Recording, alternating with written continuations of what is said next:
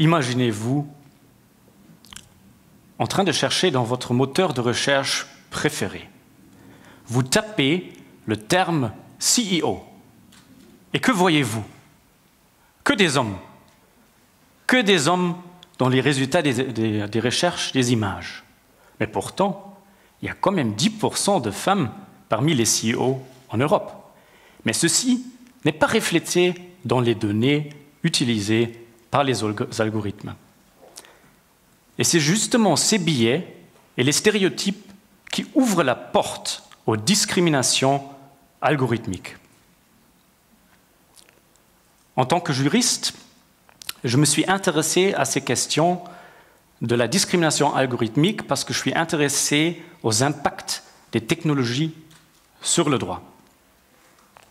J'ai donc analysé les lois et la jurisprudence au niveau européen et international et j'ai conclu que le cadre juridique n'est pas suffisant. Une discrimination algorithmique, c'est une discrimination classique, mais causée par un algorithme. Je vous demande donc, qui sera votre nouveau collègue? Quel sera votre bonus de fin d'année? Et qui, parmi vous ici et en ligne, sera licencié? Ça va être l'algorithme qui va le décider. Et il va le décider sur la base des données, qui sont souvent genrées. Par rapport à une discrimination classique, une discrimination algorithmique a des enjeux différents.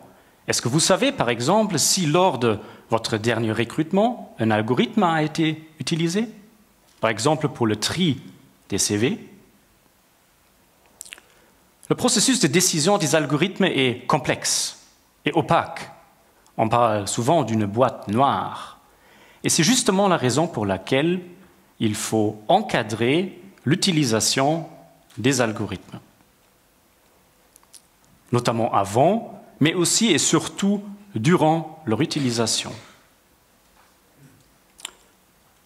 Dans ma thèse, je propose donc d'inscrire la discrimination algorithmique dans les lois, d'instaurer un système d'autorisation des algorithmes, créer de la transparence, mais aussi utiliser des audits et des analyses d'impact pour détecter les biais et les discriminations en amont.